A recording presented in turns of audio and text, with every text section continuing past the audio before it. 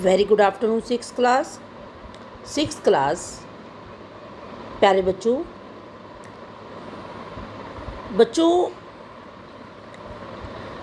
हर एक देश की अपनी कोई ना कोई भाषा होंदी है।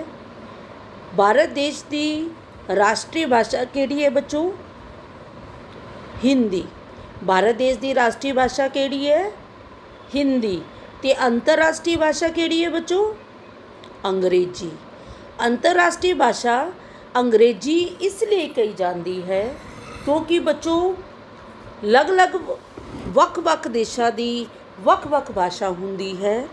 अंग्रेजी नूं एक इंटरनेशनल भाषा इसलिए किया गया है क्योंकि इस दे नाल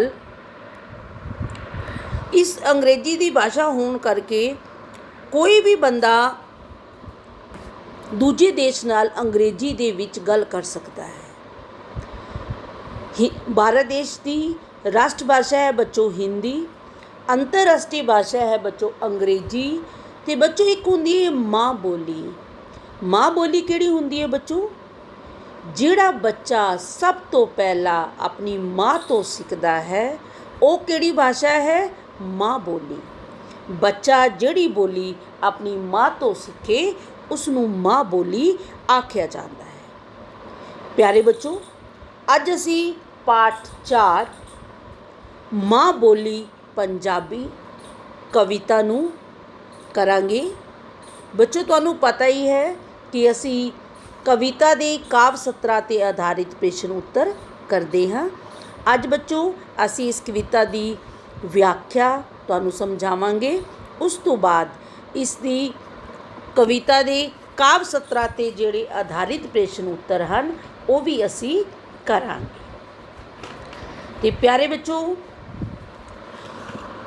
इस कविता विच कवि इस कविता का कवि कौन है? आत्म सिंह चिट्ठी। कौन है बच्चों? आत्म सिंह चिट्ठी कवि आखदा है कि इस पाठ विच कवि ने माँ बोली पंजाबी दी महानता बारे दस्या है। पंजाबी बोली नूं सारे महान विद्वानां ने अपनाया है ते इस दी कदर जानी है। कवि लोकां नूं पंजाबी बोली नूं पिछे ना पाउण दी सलाह भी दिंदा है। पिछे ना पाउना अर्थात पंजाबी बोली नूं पिछे ना करना। तो प्यारे बोलो अज असी इस माँ बोली पंजाबी कविता का गान करते हुए इसकी व्याख्या करांगे ते नाल नाल काव्य सत्रा ते आधारित प्रश्न उत्तर भी करांगे। बशावां और भी सीखो बीबा अपनी ना गवाओ, रानी है पंजाबी बोली इसकी शान वधाओ।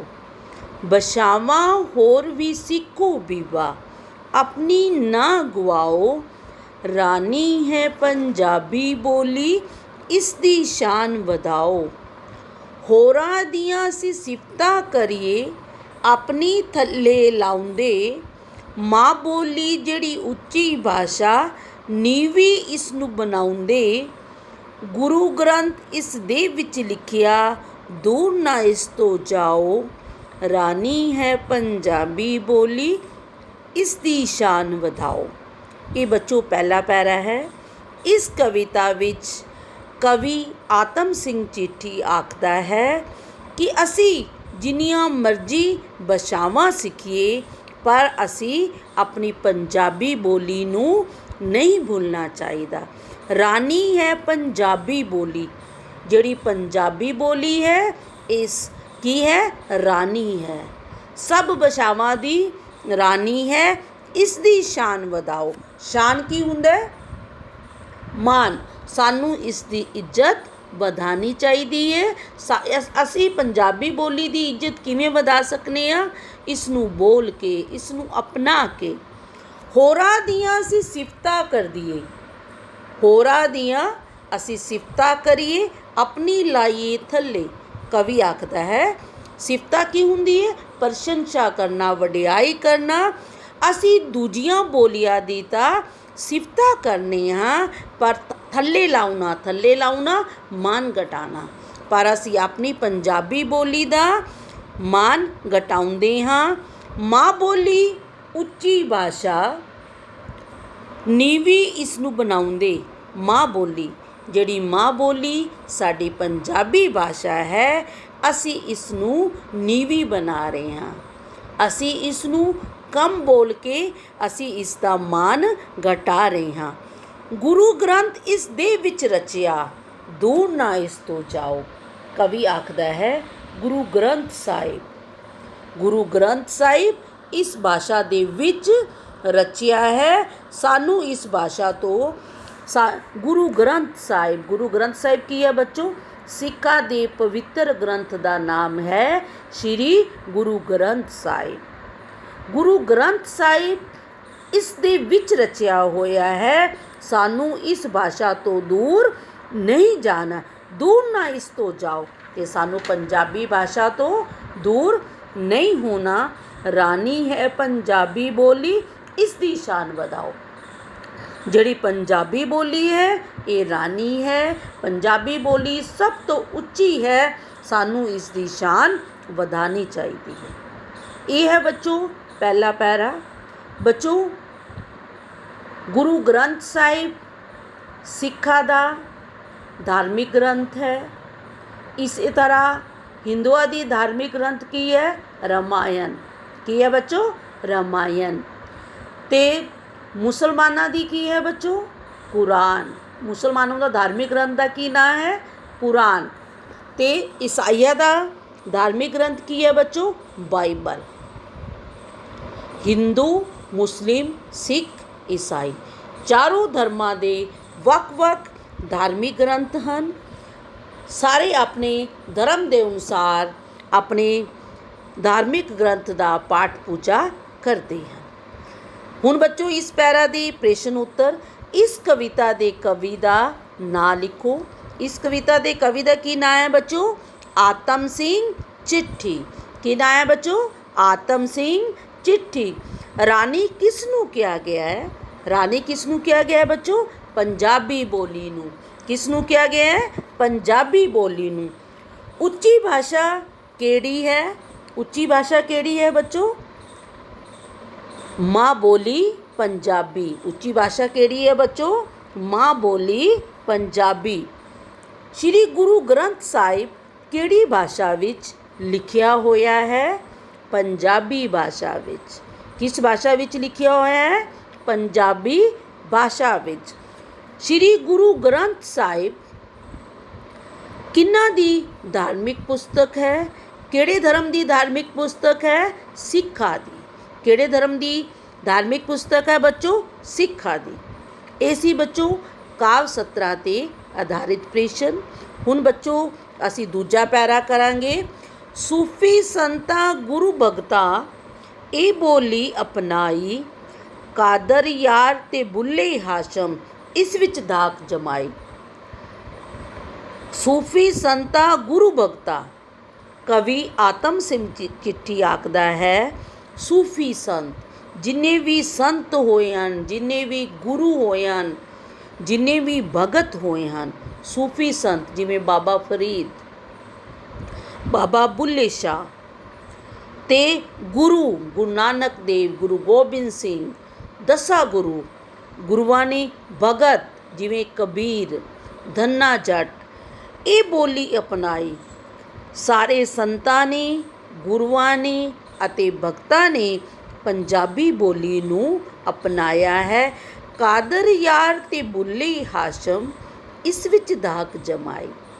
ਕਾਦਰ ਯਾਰ ਤੇ ਬੁੱਲੇ ਹਾਸ਼ਮ ਇਸ ਵਿੱਚ ਦਾਗ ਜਮਾਈ।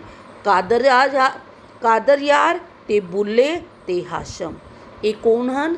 ਇਹ ਪੰਜਾਬੀ ਦੇ ਪ੍ਰਸਿੱਧ ਸੂਫੀ ਕਵੀ ਹਨ।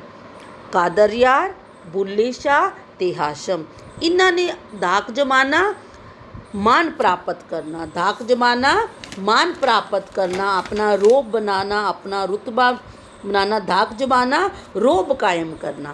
कादर यार, हाशम ते बुल्ले शाह ने पंजाबी भाषा विच अपना रुतबा बनाया है, अपना रोब कायम किया है, अपनी धक जमाई है। बोली जान बेगाने इसनूं कदर अपनी पाओ। बोली जान बेगाने की ਹੁੰਦੀਆਂ दूसरे देश ਦੇ, बेगाने की ਹੁੰਦੀਆਂ पराए लोग। बोली जान बेगाने इसनूं, बेगाने लोग, दूसरे लोग, पराए लोग पंजाबी भाषा ਨੂੰ बोलते हैं, कदर अपनी पाओ। ਤੇ ਸਾਨੂੰ ਆਪਣੀ ਪੰਜਾਬੀ ਭਾਸ਼ਾ ਦੀ कदर करनी चाहिए है, पंजाबी भाषा का मान वधाना चाहिए। रानी है पंजाबी बोली इसकी शान बढ़ाओ। तो जिहड़ी पंजाबी बोली है ये रानी है, सानू इसकी मान वधाना चाहिए है, इसकी शान वधानी चाहिए है। हुण बच्चों दूजे पाठ के दूजे पैरे के किहड़े प्रश्न उत्तर हैं? पंजाबी बोली नूं किस किस ने अपनाया है? किस किस ने अपनाया है बच्चों? पैरे विच वेखो, सूफी, संतां ने, गुरुआं ने अते भगतां ने। पंजाबी बोली नूं किस किस ने अपनाया है? सूफी, संतां ने, गुरुआं ने अते भगतां ने। किहड़े कवि ने पंजाबी भाषा विच अपनी धाक जमाई है? किहड़े किहड़े कवि दे नाम बच्चों इस पैरे विच आए हैं? कादरयार, बुल्ले शाह अते हाशम ने। किहड़े किहड़े कवि हैं बच्चों? कादरयार, बुल्ले शाह अते हाशम ने। पराए लोग किहड़ी भाषा नूं बोलते हैं? पराए लोग बच्चों किहड़ी भाषा नूं बोलते हैं? पंजाबी भाषा नूं। पराए लोग किहड़ी भाषा नूं बोलते हैं? पंजाबी भाषा नूं। सानू किस दी शान वधानी चाहिए है? पंजाबी बोली दी। सानू किस दी शान वधानी चाहिए है बच्चों? पंजाबी बोली दी। ये सी बच्चों अज दे साडी कविता दे 2 पैरे। तुसी सारे बच्चों इस कविता दा गान मेरे नाल नाल करोगे। बशावां होर भी सीखो बीबा, अपनी ना गवाओ। रानी है पंजाबी बोली इसदी शान वधाओ। होरा दियां सी सिफता करिए अपनी थल्ले लाउंदे। माँ बोली जिहड़ी उच्ची भाषा नीवी इनू बनाउंदे। गुरु ग्रंथ इस दे विच लिखिया दूर ना इस तो जाओ। रानी है पंजाबी बोली इसदी शान वधाओ। सूफी संता गुरु भगता इस ये बोली अपनाई। कादर यार ते बुल्ले हाशम इस विच धाक जमाई। बोली जान बेगाने इसनूं कदर अपनी पाओ। रानी है पंजाबी बोली इसदी शान वधाओ। इसी बच्चों साडा अज दा वर्क माँ बोली पंजाबी कविता दा 2 पैरे नूं तुसी याद भी करना है ते अते इस कविता नूं लय दे नाल गान करना है। ठीक है बच्चों।